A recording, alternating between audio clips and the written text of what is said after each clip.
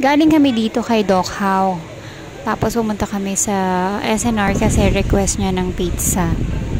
Kasi ilang araw na siyang nag-uubo. Tapos nakikita ko baka mag-worst, baka lumala. Medyo parang hinihingal na siya. Pero pinausukan ko na siya ng isang araw. Tapos prednison. So ganun din naman yung ireseta sa kanya ni Doc How.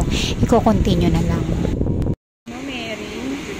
Busog ako, pwede ko kumakain. Busog ka na pero gusto mo pang kumain? Bakit? Mamaya mo na lang kainin kasi sasakit tiyan mo. Bakit gusto mo pang kumain pero busog ka na? Bakit?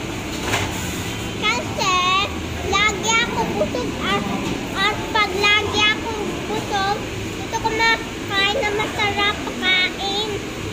Basta masarap, kakainin mo. At susubo kasi as spare price. Ito na yung nakain niya. Naubos niya.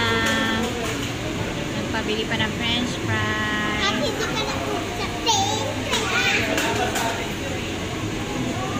Okay ka lang? Hindi ka na hinihingal?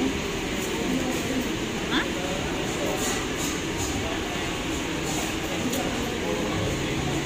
Mamaya papausok ka ulit.